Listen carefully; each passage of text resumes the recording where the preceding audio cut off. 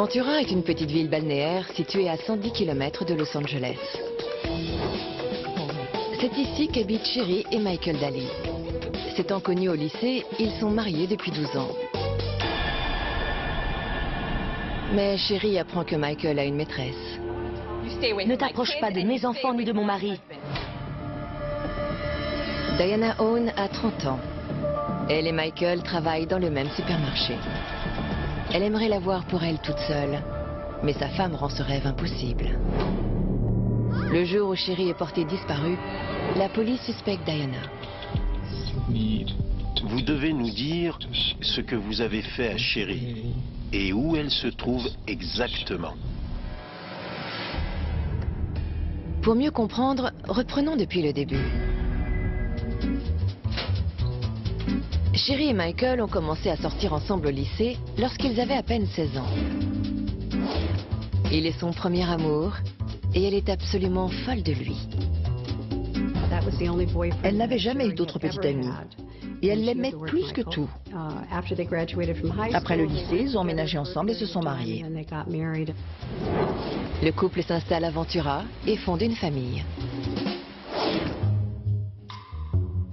Mais le dévouement de Sherry envers son mari n'est pas réciproque. Car Michael ne se satisfait pas d'une seule femme. C'est un prédateur. Michael a commencé à avoir des liaisons avec d'autres femmes. Les contraintes du mariage lui donnaient l'impression d'être enfermé dans une cage.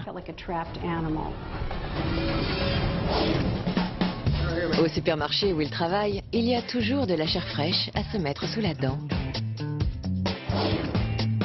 En 1993, alors qu'il est marié depuis 12 ans, Michael jette son dévolu sur sa collègue Diana Owen. La jeune femme est une proie facile. Elle manquait d'expérience avec les hommes. Et elle avait besoin d'affection. Diana, Enchanté. elle est envoûtée par son charme.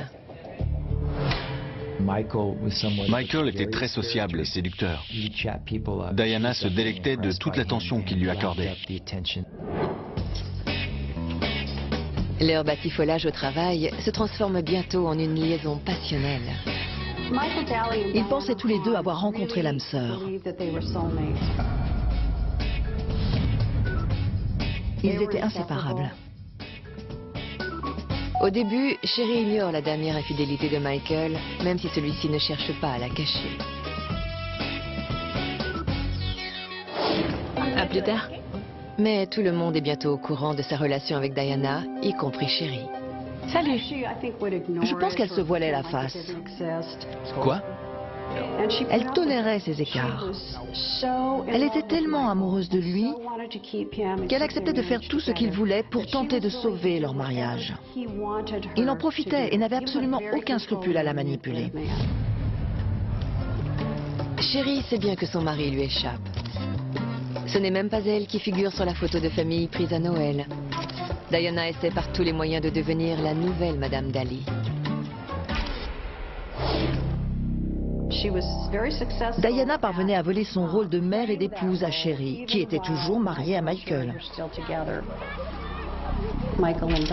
Les deux amants avaient même pris des photos avec les enfants, et ils les considéraient comme leur portrait de famille. Diana devient de plus en plus cruelle. Son obsession pour Michael la pousse à agir de manière totalement absurde. Elle leur prévoit une escapade romantique à Mexico le jour de son anniversaire de mariage.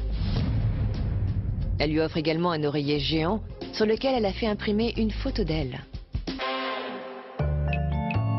Michael a ramené le coussin chez lui et l'a mis dans le lit qu'il partageait avec Sherry. Il ne lui a pas demandé son avis. Elle l'a laissé faire.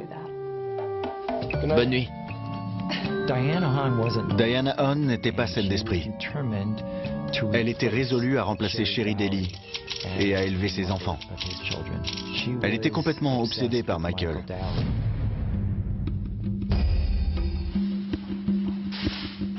Il y a bientôt 3 ans que Michael et Diana ont une liaison. Je te vois venir. Mais Sherry se battra jusqu'au bout. Ne t'approche pas de mes enfants ni de mon mari. Elle décide d'aller voir en personne la maîtresse de Michael.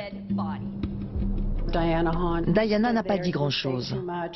Les témoins de la dispute se souviennent d'avoir entendu Sherry lui dire « Moi vivante, jamais tu n'auras Michael ». Sherry vient de signer son arrêt de mort.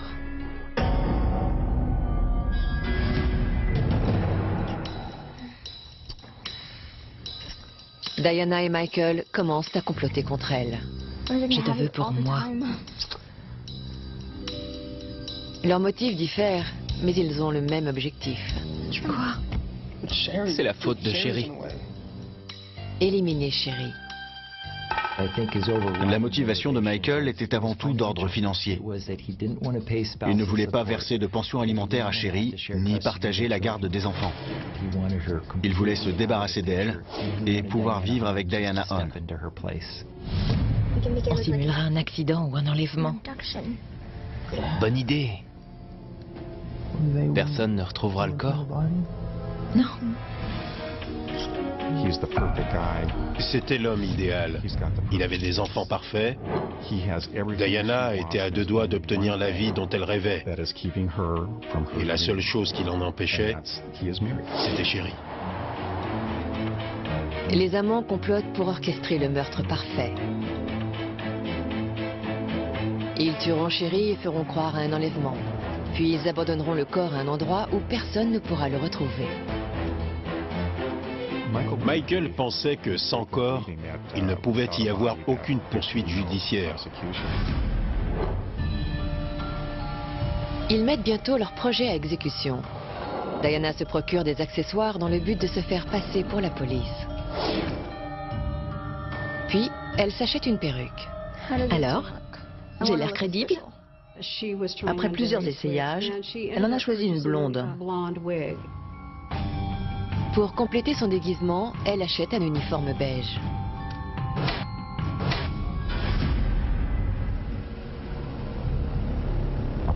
Le 6 mai 1996, Michael se rend au travail. Diana loue une voiture et traque Sherry. Elle sait exactement où la trouver. Michael savait précisément ce que faisait Sherry chaque jour, car elle lui racontait tout. Ce jour-là, il lui avait demandé d'aller dans ce magasin pour acheter du dentifrice. C'était un piège. Tandis que Sherry entre dans le magasin, Diana l'attend sur le parking.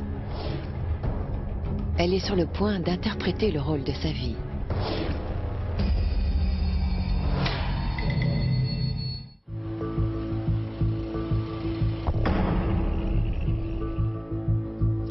Diana Hahn rêve d'épouser son petit ami qui est déjà marié. On simulera un accident. Elle est prête à tout pour être avec lui, y compris à tuer sa femme, Sherry.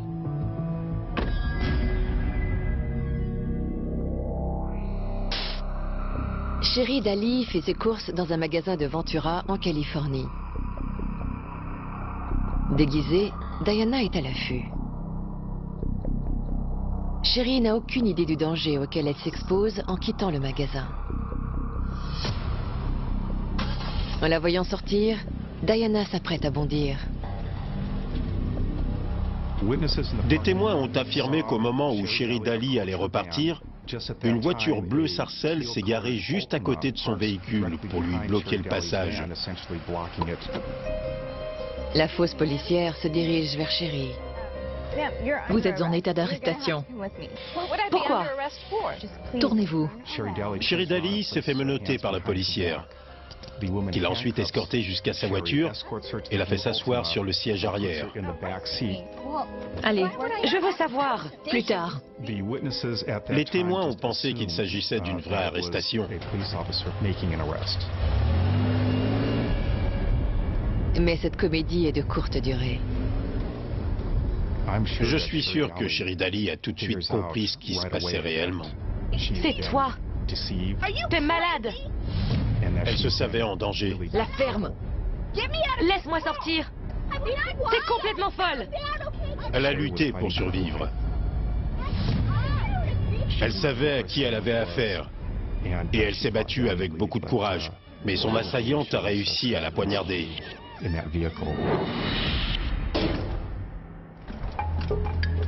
Puis Diana l'a emmené à Cañada Larga. Cañada Larga est un site à l'extérieur de Ventura.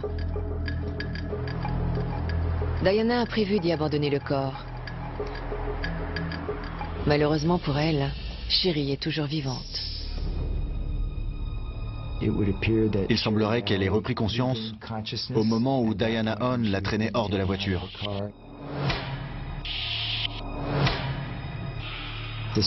Elle a été surprise. C'est sans doute pour ça qu'elle a eu recours à la machette. Elle s'est acharnée sur Sherry Daly pour être sûre de ne pas la rater. Le corps de la victime a révélé qu'elle avait été abattue de manière très violente. Diana achève Sherry à coups de machette. Puis elle abandonne son corps mutilé dans un ravin. Après avoir enlevé et assassiné Sherry, Diana a appelé Michael pour lui raconter ce qui s'était passé et où elle avait laissé le corps. Personne n'a rien vu. Diana rentre chez elle, se ressaisit et part au travail. Michael se prépare à jouer la comédie. Je m'appelle Michael Daly. Il interprète à merveille le rôle du mari inquiet. Blonde. Quelques heures après le meurtre, il signale à la police que sa femme a disparu. Il avait l'air de se faire beaucoup de soucis pour elle.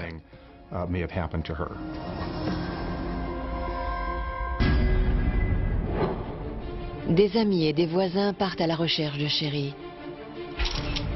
Ils retrouvent très rapidement sa voiture sur le parking du magasin. Ses clés de voiture et son permis de conduire étaient toujours à l'intérieur. Et ses courses ont été retrouvées par terre. Quand la police interroge les amis de Sherry, tous soupçonnent la même personne. Tout le monde nous a dit d'enquêter sur Diana Hahn. Quand on nous a demandé qui c'était, on nous a répondu qu'elle était la maîtresse de Michael Daly depuis longtemps et que leur liaison n'était un secret pour personne. 2 jours après la disparition de Sherry, l'inspecteur Sean Conroy et son coéquipier rendent visite à la maîtresse. À leur grande surprise, la voiture de Michael est garée devant chez elle. Michael Daly avait dit aux médias que Sherry lui manquait et que ses enfants réclamaient leur mère. Mais il avait de toute évidence passé la nuit chez sa maîtresse. Quand Diana ouvre la porte, elle ne s'attend visiblement pas à avoir de la visite. Elle est venue nous ouvrir en sous-vêtements. Elle portait un haut noir très moulant et transparent et un mini-short. C'est pourquoi?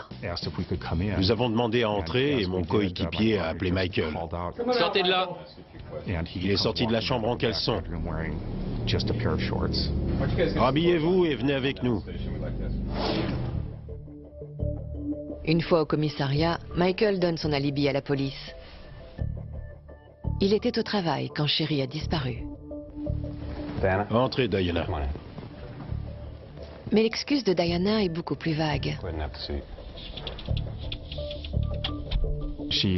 Elle nous a dit que ce matin-là, elle était partie de chez elle à vélo pour aller à la plage de Surfers Knoll, à Ventura, et qu'elle s'était baladée à vélo tout l'après-midi. Nous n'avions aucun moyen de vérifier si oui ou non elle disait la vérité. C'est tout? Les inspecteurs reçoivent un coup de téléphone inattendu. On revient. Une collègue de Diana détient des informations compromettantes. Quand Diana Hahn est arrivée au travail le soir du 6 mai, son front était égratigné, comme si elle s'était battue. Conroy demande à Diana de dégager sa frange. Les marques ressemblaient à des griffures d'ongles. Nous lui avons demandé ce qui s'était passé. Diana prétend qu'elle est tombée de son vélo parce qu'un camion l'a percutée. Son histoire est peu convaincante, mais rien ne prouve qu'elle est coupable. Diana est relâchée.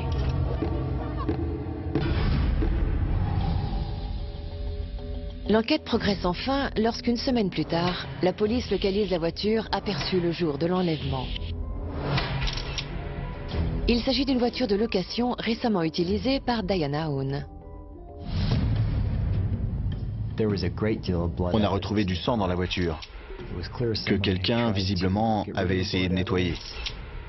Il s'agissait de l'ADN de Cheryl Daly.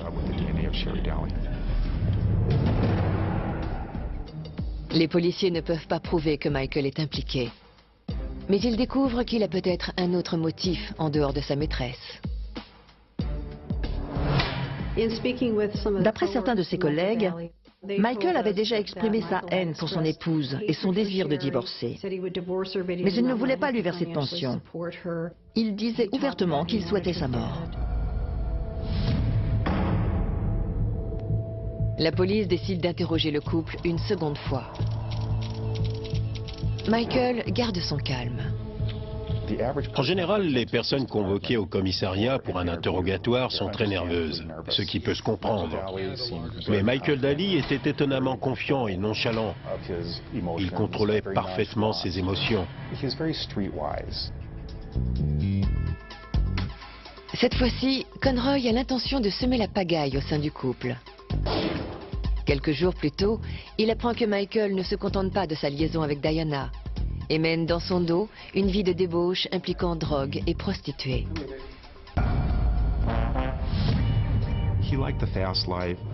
Il aimait mener une vie effrénée et voulait que les gens sachent qu'il avait des relations. Il se vantait auprès de ses collègues de travail en leur disant que s'il voulait de la drogue ou passer la nuit avec une femme, il pouvait leur arranger le coup. Conroy se sert de cette information pour désarçonner Diana. Il lui annonce que Michael l'a toujours trompée avec des prostituées. C'était leur Mac. Leur Mac? Est-ce qu'on est bête? Vous pensez que les Macs ne couchent pas avec leurs prostituées, peut-être? Nous avons réussi à l'atteindre comme ça. Elle a compris que Michael s'était servi d'elle. Vous n'êtes rien pour lui. Le stratagème fonctionne. Conroy fait pression. Nous avons réussi à la déstabiliser en lui ouvrant les yeux sur le fait que Michael Daly pouvait tout à fait se passer d'elle. Il vous a dupé. On voyait bien qu'elle tremblait pendant l'interrogatoire. Elle se repliait de plus en plus sur elle-même et elle pleurait. Grâce à vous, il a touché l'assurance vie de sa femme. Maintenant, il est libre. Et c'est vous qui avez des ennuis. Bouleversée, Diana est à deux doigts d'avouer. Elle demande à parler à Michael. Salut. Salut. On vous laisse. Conroy tourne cette requête à son avantage. Nous espérions qu'il révélerait des indices qui nous permettraient de les incriminer. Diana avait les nerfs à fleur de peau. Michael s'est approché d'elle et lui a dit « Regarde-moi dans les yeux ». Michael se rend compte que Diana est sur le point de craquer. Mais il ne peut pas la laisser les dénoncer. Appelez Michael. Diana Own n'a jamais eu de problème avec la justice jusqu'à ce qu'elle tombe amoureuse d'un homme marié. Elle est maintenant impliquée dans un triangle amoureux et un complot d'assassinat. Les policiers la cuisinent pour lui faire cracher le morceau. Ils réunissent les amants dans l'espoir d'obtenir des informations compromettantes. Mais Michael a un plan. Il a employé ce qu'il m'a semblé être une technique d'arts martiaux. Il l'a regardé droit dans les yeux et il a répété le son « Hi ». Hi. Au début, elle ne répondait pas, mais il a répété cette syllabe de plus en plus fermement. Et Diana a commencé à réagir. Il lui a redonné de la force mentale pour l'aider à résister à l'interrogatoire. De toute ma carrière, je n'avais jamais vu ça. Le plan de Conroy échoue. Diana ne dit rien. Vous pouvez y aller. Il est obligé de la relâcher. Malgré le sang retrouvé dans la voiture et le contrat de location, nous n'avions aucune preuve nous permettant de l'inculper pour meurtre. Reste à trouver la pièce principale du puzzle. Le corps de Cheryl.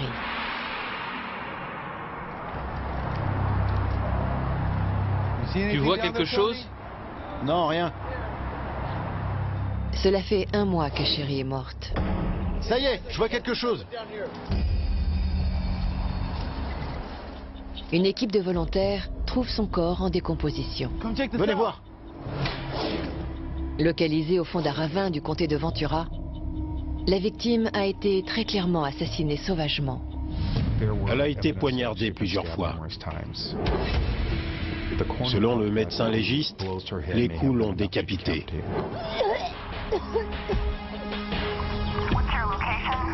Cette agression a été d'une... Nous nous sommes rendus compte que Sherry Daly avait été la victime d'un meurtre épouvantable. Quel massacre. Au mois d'août, la police a recueilli assez de preuves pour arrêter Diana. Des reçus bancaires prouvent l'achat du déguisement. Monte calmement. Et la voiture qui a enlevé Sherry a été vue devant chez Diana. Cette découverte était monumentale. Pour nous, tout comme pour la famille de Sherry Daly. Nous avions enfin la preuve que Diana Owen était l'auteur de ce crime monstrueux. Une fois, il m'a dit vouloir qu'elle disparaisse. 2 mois plus tard, un nouvel indice rouvre l'affaire. L'une des maîtresses de Michael se manifeste avec des informations incriminantes. Cette jeune femme nous a révélé que Michael Daly lui avait demandé de l'aider à se débarrasser de sa femme. Elle nous a décrit son projet et tous les détails correspondaient à la façon dont Sherry avait été tuée.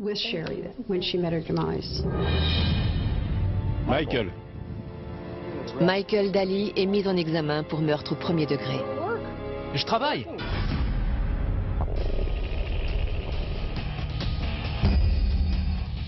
Coupable d'assassinat, d'enlèvement et de conspiration, Diana Owen est condamnée à perpétuité sans remise de peine. 7 mois plus tard, Michael Daly est condamné à la même sentence. Les 2 amants n'ont jamais reconnu les faits.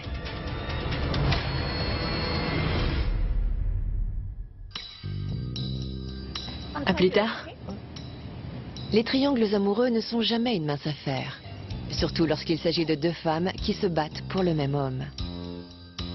Diana Owen était obnubilée par son amant. Mais certaines maîtresses sont tellement aveuglées par leur obsession qu'elles se prennent pour la compagne légitime.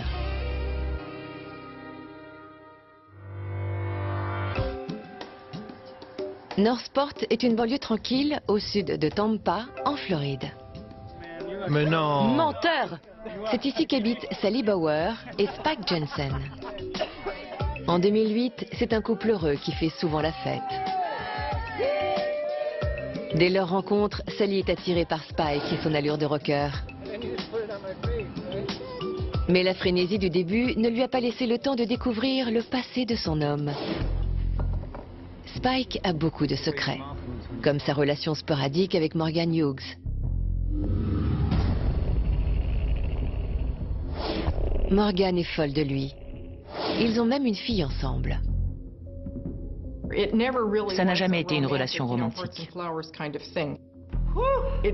C'était purement sexuel.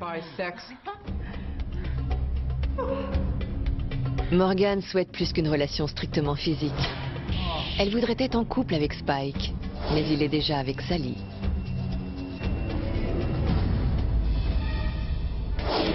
Je vais voir Morgan, on se voit plus tard. Quoi? Spike explique à Sally qu'il doit aller voir sa fille chez Morgan. Il voudrait que les 2 femmes s'entendent, mais il y a peu de chances que cela arrive. On a un enfant. Je parie que tu couches avec elle. À une période, il sortait en même temps avec elle et avec moi. Ça ne nous plaisait ni à l'une ni à l'autre. T'écoutes jamais ce que je te dis. Sally se doute rapidement que, contrairement à ce que prétendent Spike et Morgan, leur relation n'est pas platonique. Il couchait toujours avec Morgan après son arrivée en Floride. Il n'y a aucun doute là-dessus. C'est pas une excuse pour la voir. Sally est face à une adversaire de taille. Spike et Morgan sont unis par un lien indestructible. Et alors? Tout a commencé 13 ans auparavant à New Haven, dans le Connecticut. Le jour où Spike a repéré Morgan, qui était serveuse dans un bar. T'es canon, tu sais. Morgan le trouve séduisant et viril. Elle est tout de suite charmée. Ils ont même un tatouage assorti. La classe. Morgan et Spike se découvrent une autre passion commune. Ils sont tous deux adeptes de sadomasochisme. Ce que la plupart des gens trouvent douloureux est une source d'excitation pour eux. Le bondage, les châtiments corporels, les yeux bandés, la cire fondue, les pinces à seins ou encore la provocation, ce sont les pratiques usuelles. Le couple entame une relation SM très particulière. Morgan accepte de devenir l'esclave sexuelle de Spike, qu'elle considère maintenant comme son maître. Dans ce genre de ménage, l'esclave accepte de se soumettre totalement et c'est le maître qui domine entièrement la relation. Étant maître, Spike va et vient comme il le souhaite et Morgan n'a pas son mot à dire. Spike n'a jamais eu de sentiment pour Morgan. Il ne la voyait que quand ça l'arrangeait. 3 ans après le début de leur relation tordue, Morgan lui annonce une nouvelle explosive. Elle est enceinte.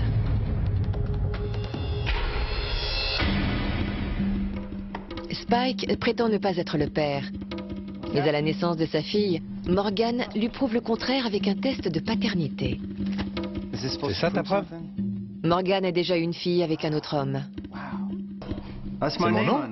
Oui. Spike n'a aucune envie d'élever un enfant. Ramasse, vas-y. Il part s'installer en Floride. En allant vivre dans un autre État, il espérait réussir à couper les ponts avec elle et sa fille. Mais Morgan n'a pas lâché l'affaire. Morgan ne peut pas vivre sans lui. Et elle s'apprête à lui faire revivre liaison fatale.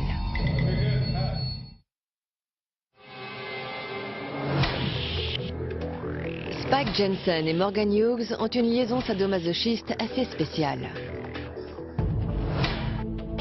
Obsédé par Spike, Morgan accepte d'être son esclave sexuel. Il est son maître. Mais après la naissance de leur petite fille, Spike rompt avec elle. Morgan est sur le point de dérailler. Lorsqu'une relation comme celle-ci se termine, la rupture est potentiellement beaucoup plus douloureuse pour l'esclave que pour le maître sur le plan émotionnel. La vie entière de la personne dominée tourne autour de son maître. Et l'abandon peut pousser les plus fragiles à devenir très dangereux.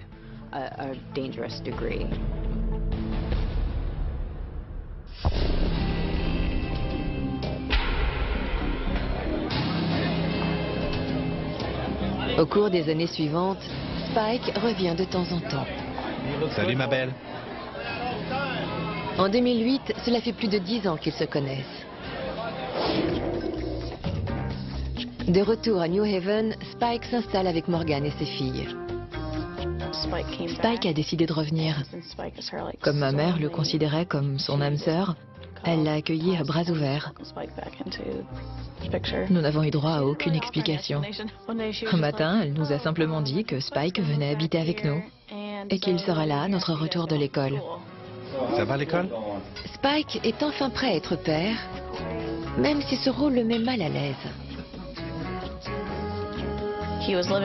Il se comportait comme un membre de la famille. Ma mère était aux anges qu'il fasse à nouveau partie de sa vie.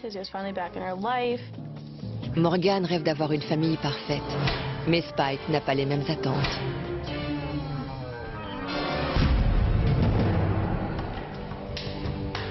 Ils retombent bientôt dans leur rôle de maître et d'esclave. Quand ils vont en boîte de nuit, Morgan porte un collier de cuir pour que Spike la promène en laisse comme un chien. Dans ce genre de fantasme, la personne qui souhaite être dominée est excitée à l'idée d'obéir à son maître. Certains attirails et accessoires, tels que la laisse et le collier, renforcent cette servilité et symbolisent la soumission totale de l'esclave. Je trouvais qu'elle allait vraiment trop loin. Mais ça faisait partie de sa personnalité. Spike ne reste pas longtemps dans les parages. Il les quitte à nouveau au bout de 6 mois. Il retourne en Floride et tombe amoureux de Sally Bauer. Mais cette fois, Morgan n'a pas l'intention de renoncer à lui. Il voulait lui courir après pour enfin obtenir ce dont elle rêvait depuis 10 ans. Avril 2009, Morgan suit Spike à Northport, en Floride. Elle sait qu'il vit avec Sally, mais ça lui est égal. Elle réussit à trouver un appartement et un emploi. Elle est résolue à s'immiscer dans la vie de Spike. Il savait que ma mère était folle de lui, et du coup, il en profitait pour faire ce qu'il voulait.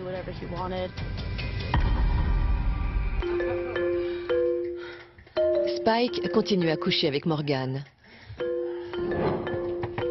Mais il passe le reste de son temps avec Sally, qu'il n'a pas l'intention de quitter. Ça sent la morue ici. Quoi? Tire-toi. Morgan a plus que jamais l'intention de voler Spike à sa rivale. Je veux plus te voir. Elle voulait à tout prix former une famille avec Spike et ses 2 filles.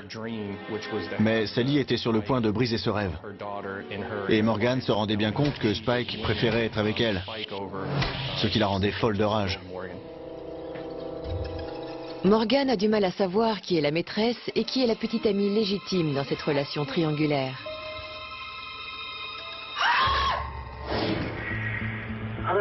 Je sais bien que c'était aussi la faute de Spike, mais cette femme n'avait aucun respect.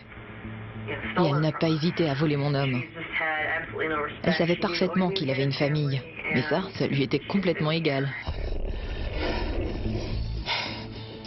11 mois plus tard, l'obsession de Morgan atteint de nouveaux sommets. Elle change officiellement de nom de famille et s'appelle désormais Morgan Jensen, même si elle et Spike ne sont pas mariés. Elle se fait aussi tatouer « Propriété de Spike » sur le bas-ventre. Puis elle débarque à l'improviste. Je veux que tu dégages d'ici. Et lui montre son signe d'appartenance. Morgan est allée trop loin, même aux yeux de Spike. C'est fini. Elle a essayé de le convaincre de passer plus de temps avec elle, mais il s'est montré peu compatissant. T'es malade? Et là, j'ai déraillé. T'as l'intention de faire quoi avec ça? Hein? Elle a commencé à se taillader les poignets. Arrête! Arrête! Elle a essayé de se faire du mal. Bon sang! Spike lui arrache le couteau des mains. T'es folle! Il lui ordonne de quitter la ville. Dégage! Casse-toi! Morgan s'en va, mais elle ne s'arrêtera pas là.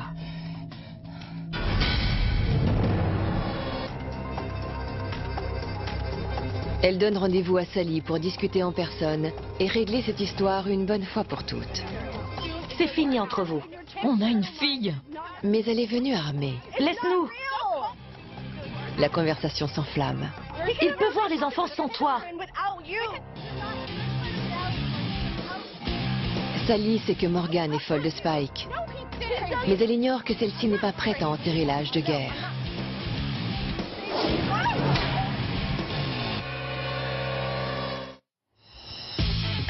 Morgan Hughes est obsédée par son amant Spike Jensen. Elle l'a suivi en Floride pour le reconquérir. Mais Spike a une nouvelle compagne, Sally Bauer. Morgan a élaboré un plan pour se débarrasser de Sally définitivement. Elle lui donne rendez-vous dans un parc pour discuter de Spike. Tu délires. Sally essayait de trouver une solution à leur problème. Mais Morgan était venu avec une hache. Spike m'appartient. Ça va pas? Morgan attaque Sally à coups de hache. Elle s'est mise à frapper Sally. Elle l'a blessée au dos et au cou. Sally parvient à arracher la hache des mains de Morgan. Elle s'enfuit en courant et revient avec des policiers. Morgan est inculpée pour attaque avec une arme mortelle. Elle a dit ne pas vouloir la tuer, mais juste lui donner une correction.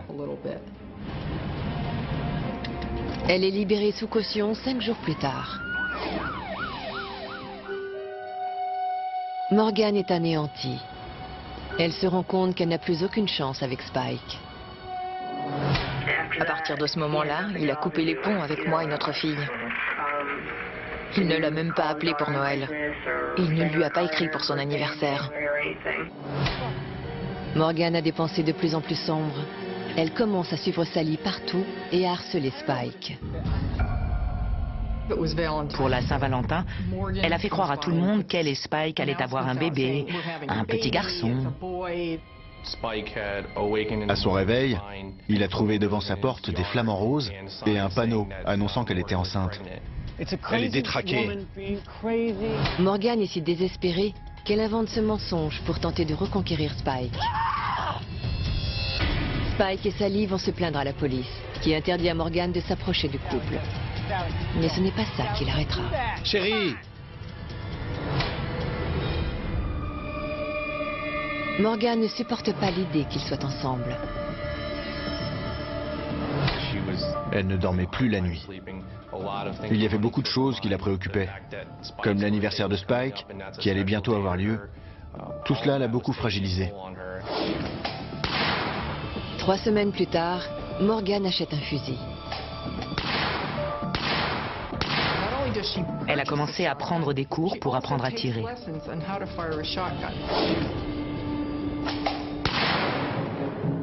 Pendant ses cours de tir, Morgan n'a qu'une seule cible en tête, Sally. Seule avec son fusil, Morgan appelle sa famille à New Haven. Ses paroles sont incohérentes. Elle a déjà essayé de se suicider et sa famille a peur qu'elle recommence. T'as trop bu. Et alors? Ils préviennent la police. Sa famille nous a demandé d'aller la voir car elle avait une arme et des pensées suicidaires. Vous pouvez passer chez elle. Police! Quand ils sont arrivés, Morgan leur a dit que tout allait bien, qu'elle n'avait pas l'intention de se suicider et qu'il n'y avait aucune raison de s'inquiéter.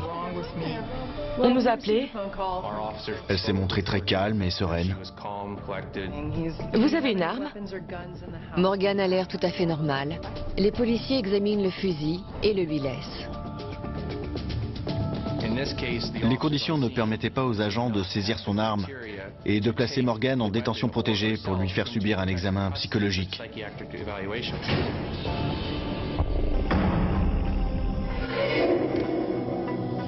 L'anniversaire de Spike a lieu 48 heures plus tard. Morgan n'est pas invitée à la fête. Seule chez elle, elle bouillonne de rage. J'ai passé une semaine épouvantable. Et aujourd'hui, c'est l'anniversaire de mon copain. Ça fait 13 ans qu'on est ensemble. Assise dans son appartement sombre, Morgan regarde un film qui parle d'un tueur mentalement instable. Elle sait alors exactement ce qu'elle doit faire. Il n'y a qu'une seule façon de mettre un terme à la relation de Spike et Sally. Et ça ne va pas être beau à voir.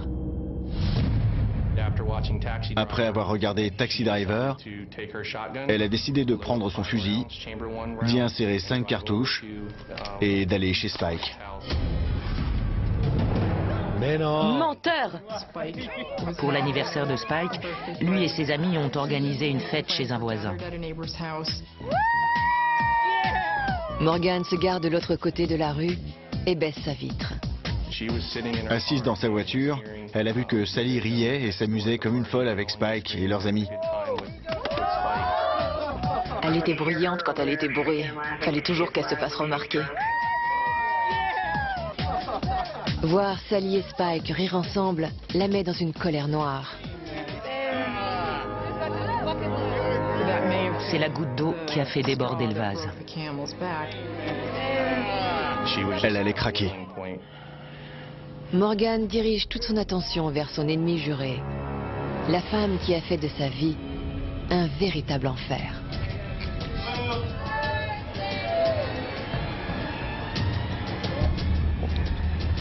Elle pointe son arme sur Sally.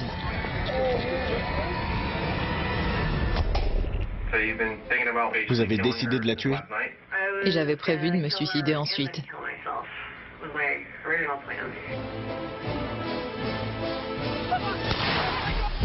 Appelez les secours! Sally et Spike sont touchés par une décharge de chevrotine. Lâchez-moi! Le bras de Spike est en partie arraché. Sally est morte. Morgan a obtenu ce qu'elle voulait. Morgan avait l'impression d'avoir accompli quelque chose d'important en tuant sa rivale. Spike est vivant. Il est transporté à l'hôpital.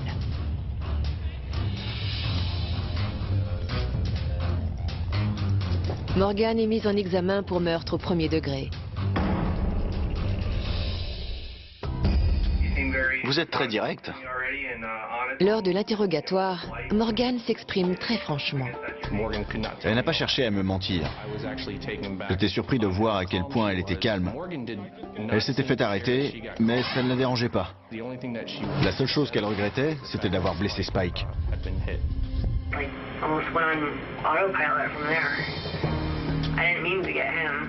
Elle n'avait aucun remords pour Sally.